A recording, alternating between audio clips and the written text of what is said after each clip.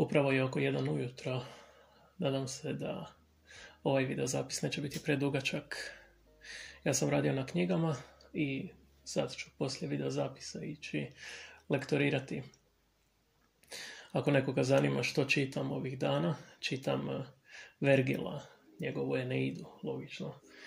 Čitam Šenovu, Matoša, Krležu, Prusta, kao i uvijek, i čitam Thomasa Sowella i Crowleya, Alistera, ali u vezi njegove teleme nešto učim, ali to je manje bitno.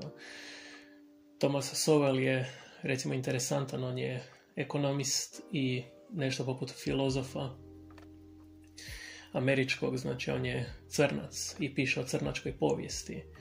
I onda je zanimljivo baciti oko na njegov pogled, s obzirom da je on republikanac, dakle konzervativna osoba. Zanimljivo je baciti oko na njegov pogled spram crnačke povijesti, gdje recimo tvrdi kako ropstvo nije bilo jedini ili nije bilo glavni utjecaj, nije bilo glavni uzrok crnačkog siromaštva. Što je interesantno, zato što sociolozi, mislim da danas prepoznaju čak generacijski PTSP u vezi crnačkog ropstva. Ali Sowell kaže, recimo, da Afrika je siromašna manje zbog kolonizacije, a više zbog nenavigabilnih rijeka ili zbog nepristupačnih obala, pa čak i nagiba samog kontinenta koji nije kondusivan željeznici. Tako da se države unutar afričkog kontinenta ne mogu povezati kako treba. A siromaštvo u Americi, koje je više prisutno u crnačkoj populaciji, on zapravo opravdava time da su i crnci i bijelci na jugu u povijesti bili siromašniji, znači u Americi, bili siromašniji od crnaca i bijelaca na sjeveru. Tako da on stvara distinkciju ne između crnaca i bijelaca, nego između crnaca i bijelaca na jugu i crnaca i bijelaca na sjeveru. Zato što kaže da su ljudi sa sjevera bili utjecani onim dijelom Europe u kojoj se više cijenila znanost, više se cijenila tehnologija, tehnološki napredak u agrikulturi i tako dalje, dok ljudi sa juga su došli iz dijela Europe gdje se spram toga manje gledalo. A opet on povlači čak paralelu nekakvu povijesnu do Rimskog carstva. Taj ingenuitet Rimskog carstva da je prešao na Evropljane u tom dijelu Europe i odandje da je prešao na sjevernjake u Americi. Međutim, to je samo hipoteza i bazira se na anegdotama, a anegdota je u nekakvoj racionalnosti, odnosno u nekom racionalizmu anegdota nije dokaz. Neke od anegdota, recimo, su kod njega da južnjaci u 17. 18. stoljeću umjesto da su gradili mostove, su preskakali potoke. Ili umjesto da grade štale za svinje, i za ovce, za krave i tako dalje, oni su ih puštali tokom zime neka hodaju uokolo. Sve to naravno nije dokaz ničega. Ali je zanimljivo ako nekoga zanima Sowell. Interesantan je kao filozof i kao ekonomist koji se usput bavi i poviješću i geopolitikom. Također sam bacio oko na njegove eseje o Srednjem istoku, pa je iznio mišljenje, zanimljivo mišljenje. Znači, to je pisao prije oko 15 godina. Mišljenje u vezi Izraela. Po njemu potrebno je od strane Izraela izvršiti invaziju na Gazu, ukloniti Hamas i osigurati slobodne izbore ljudima, Palestincima u Gazi, kako bi došlo do novog premijera, novog predsjednika i tako dalje u Gazi, i da taj premijer ili predsjednik stvori nekakve prijateljske bilateralne odnose sa Izraelom. O tomu bih mogao govoriti u nekom drugom videu, zato što ne volim se u biti baviti politikom. Za mene je politika jedan anakronizam. Anakronizam u smislu da je to nastalo prije više tisuća godina i da je to u potpunosti beskorisno. Ne samo da je beskorisno danas, nego je beskorisno zadnjih 150 godina ili čak i više. oduvijek je politika dovodila, odnosno širila groblja. Politika je oduvijek širila groblja, ali otprilike u zadnjih 150 godina je to baš jako očito, jako vidljivo. Imate, znači, Prvi svjetski rat, Drugi svjetski rat, Balkanske ratove, Vijetnamski rat, imate ratova koliko god želite. Čak i u 21. stoljeću koje se nama čini kao relativno miroljubivo, imate ratove u Libiji, rat u Siriji, rat u Afganistanu i ono što ljudi manje znaju, rat u Kongu, prvi rat u Kongu, drugi rat u Kongu i tako dalje. U Etiopiji se trenutno isto vodi rat. Tako da ratova je koliko god, a za sve je zapravo odgovorna politika, što je, rekao sam, anakronizam. Što uopće znači anakronizam? Anakronizam je kada jednom vremenskom periodu dajete nešto što ne pripada u taj vremenski period. U 21. stoljeću politika nema što tražiti. U 21. stoljeću politika je manje relevantna od alkemije. Recimo, ako uzmete politiku kao pojam, ona je nastala u bakrenom dobu. U bakrenom dobu je nastalo pljuvanje na ranu, nastala je alkemija i takve neke stvari, što znači da politika je danas otprilike relevantna koliko i te ostale sfere ljudskog djelovanja, kao stavi pijavice na sebe pa neka te pijavice liječe. Tako da je to što se tog tiče. I nažalost sam govorio previše, a nisam govorio o temi o kojoj sam zapravo htio. Upitao sam prijatelja, sad se prvo ponovno se vraćam na osnovu. Ja sam komad budala, ja sam idiot, ja sam glupan. Znači sve što ja kažem, testirajte ili bacite u smeće i tako dalje. Nemojte uzeti ništa što sam rekao za istinu, zato što mogu lagati, a mogu i misliti da govorim istinu, a zapravo govorim od strane svog neznanja. Postoji inače knjiga, zove se Knjiga općeg neznanja. To je jedna nebitna sitnica. Dakle, upitao sam prijatelja o čemu bih govorio i on mi je rekao, govorio o nepravdi. Govorio o nepravdi. I sad, što se uopće o nepravdi može reći? Zato je potrebno ući u blagu kontemplaciju također. Primijetio sam u životu kontemplativno da kada govorimo o određenim pojmovima, dobro je razmisliti o samoj riječi. Recimo, pravda i nepravda su prije svega osnova. Znači, idemo na osnovu. Pravda i nepravda su riječi. To znači da smo mi ljudi stavili etiketu na nešto. A kad stavimo etiketu na nešto, onda smo taj pojam zarobili. Recimo, ako uzmemo riječ istina, ako uistinu i postoji istina kao takva, objektivno, u onom momentu kad mi izmislimo riječ istina i zalijepimo tu riječ na taj pojam, mi smo tu istinu zarobili, stavili u kavez, u krletku i na taj način smo ju umanjili naspram onoga što bi ona zaista mogla biti ili naspram onoga što ona zaista možda i jest. Tako da ja bih rekao, ako istina zaista postoji, njoj se puno prikladnije pristupa sa tišinom, sa negacijom govora, nego sa ikakvim govorom, sa ikakvim etiketiranjem. Znači, pravda i nepravda su riječi. Kao takve te riječi su zapravo epifenomeni očekivanja. Po meni, znači ovo je sad ono što se meni možda čini, ako sam već prisiljen govoriti o pravdi i nepravdi. Epifenomeni očekivanja, to znači da mi očekujemo da se nešto dogodi i onda se to ne dogodi i mi to nazivamo nepravednim. Ukoliko se dogodi, mi to nazivamo pravednim. Kao takvi ti epifenomeni vezani su uz kolektiv. Znači mi od kolektiva očekujemo nešto, kolektiv to ne učini, to je nepravedno, ili kolektiv to učini i onda je to možda pravedno. U ekonomiji postoji nešto što se zove strukturalno nasilje. Znači pravda kao takva, filozofska, bila bi kao pojam dio etike. Etika bi bila dogovor o moralnom ponašanju. Odredili smo što je moral i onda ćemo se svi tako ponašati i ukoliko se ne ponašamo tako, to je nepravedno. I onda možemo biti razočarani. To je, znači, od strane etike. Etika je opet dio filozofije, odnosno dio filozofije koji je također vezan uz zakon. Sad nadam se da neću preširoko otići, jer je zapravo vrlo jednostavno pitanje, znači što misliš o nepravdi. Kad se govori o zakonima, govori se o agrikulturi prije svega.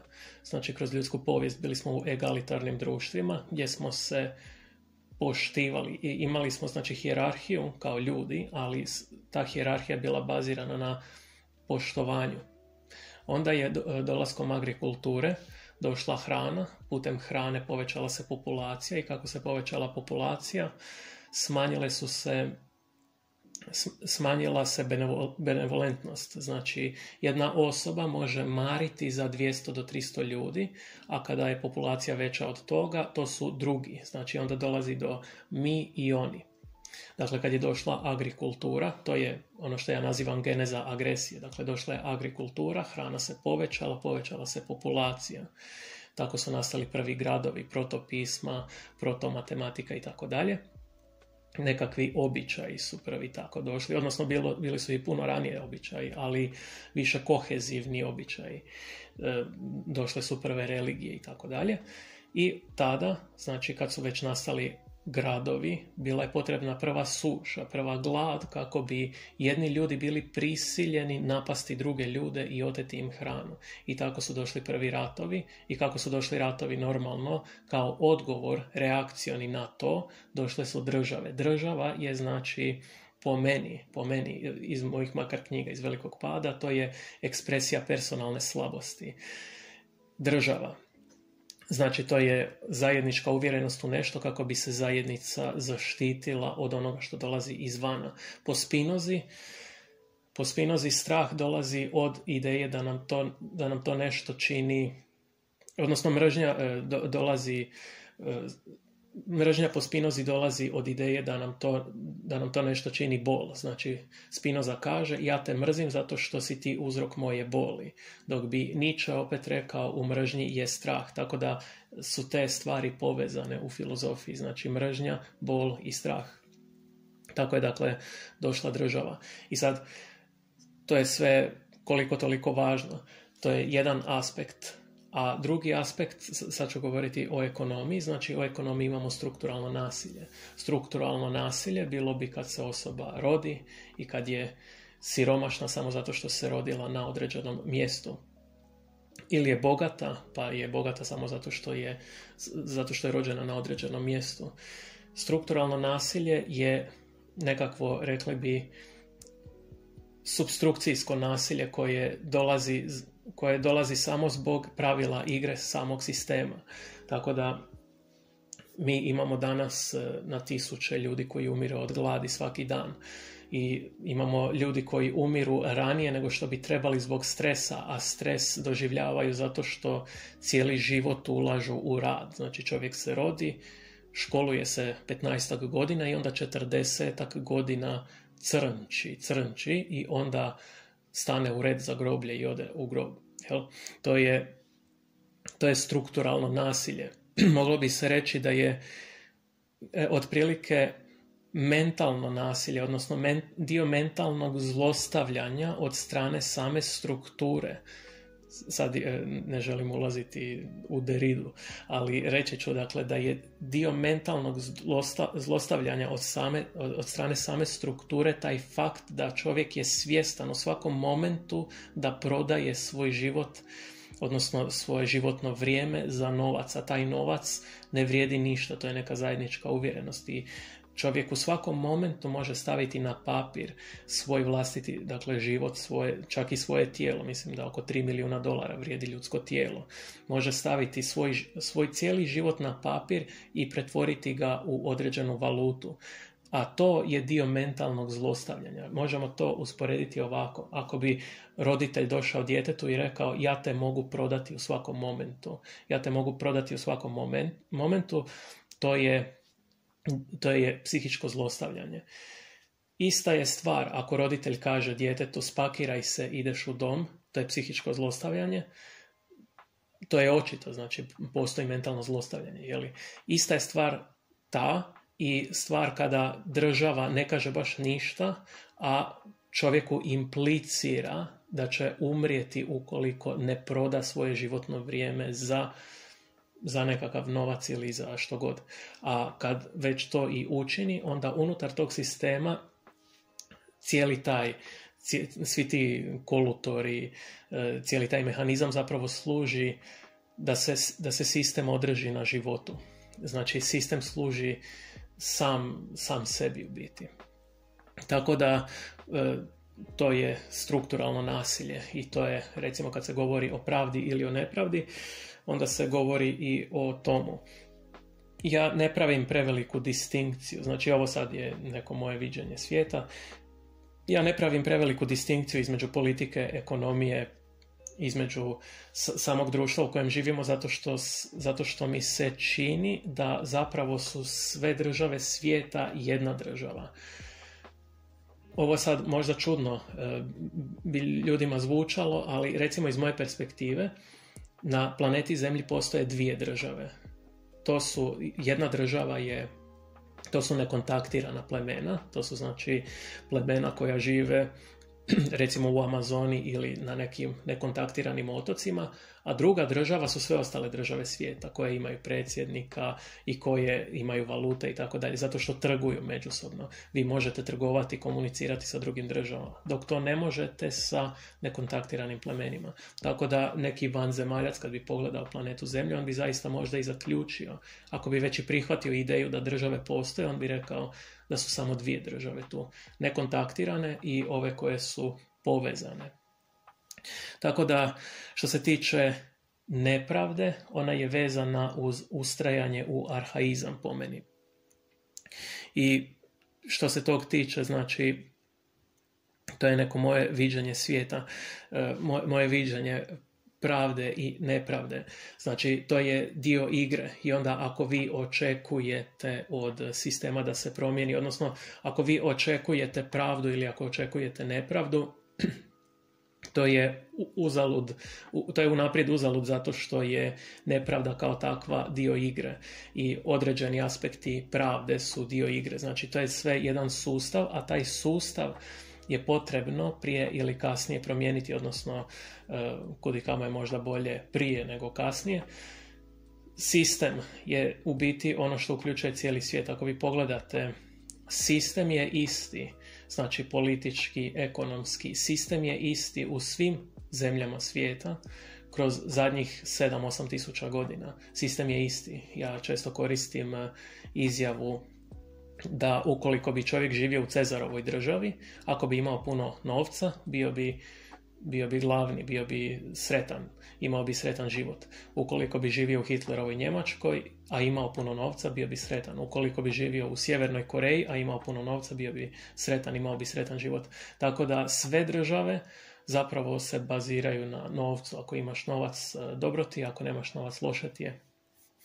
Tako da je to dio sistema, a sam taj sistem propagira konstantni rast. To je inače dio kritike kapitalizma. Ali ne bih htio kritizirati kapitalizam, zato što opet mogu se čak vratiti na Buckminstera Fullera koji je rekao: ako vidiš stari sistem, nemoj ga napadati, nego iznesi bolji sistem koji će stari sistem učiniti zastarjelim, očito zastarjelim. Tako da, što je zapravo onda pravda i što je onda nepravda? Ja bih rekao da je to, znači, ustrajanje u arhaizmu, ustrajanje u nečemu što je zastarjelo i da je to zapravo simptom potrebne promjene svijeta, znači na jednoj kolektivnoj, globalnoj razini. Što pak to znači? To je problem, zato što mi zapravo ne znamo ni kuda idemo, a kako bi uopće doznali kuda idemo i što želimo učiniti, potreban je forum. Forum znači svih ljudi svijeta. Potrebno je trezveno razmišljanje, razgovaranje, povezivanje međusobno na jednoj benevolentnoj razini. Znači, potrebno je odlučiti ići naprijed zajednički. I sad to možda zvuči kao neka floskula, ali jedno je znači planirano učiniti korak novi, a drugo je trčati kroz mrak pa stati u jamu, upasti i tako dalje. To je znači ono o čemu sam htio govoriti, a mi smo trenutno dosta identificirani sa kovčezima, sa stvarima koje su nam ostale od prošlih ljudi. Vidite, mi smo kao neki putnik koji vucara kovčeg za sobom, kovčeg mrtvih ljudi. To su ljudi od prije par tisuća godina. I mi ne činimo uslugu prošlim ljudima, velikanima prošlosti ako ponavljamo njihove pogreške. Postoji, sad se mogu dotaknuti religije, u religijama postoje reformacije, kad se kaže da su određeni aspekti dogmi zapravo dijelovi, odnosno da su određeni aspekti dogmi prilagođeni odnosno namijenjeni određenim vremenskim periodima prošlosti. Isto mi možemo to primijeniti u politici, možemo to primijeniti u ekonomiji, da su ti aspekti prilagođeni ili namijenjeni ili najbolji, kondusivni nekakvim dobrim stvarima, ako su u prošlosti, odnosno u sadašnjosti, mogu biti samo poboljšani. Dakle, treba se usuditi razmišljati na novi način, a to je inače i Dostojevski rekao, znači učiniti novi korak, izgovoriti novu riječ, to je ono čega se čovjek najviše plaši. I sad, nadam se da ovaj video zapis nikoga nije uvrijedio, a što se tiče nepravde kao takve i pravde kao takve unutar života jednog čovjeka, ja kažem, ako ti se dogodi pravda, prihvati ju kao ugodno iznenađenje, ako ti se dogodi nepravda, neka ti to samo bude gorivo kreacije, i to je u biti to što ću reći.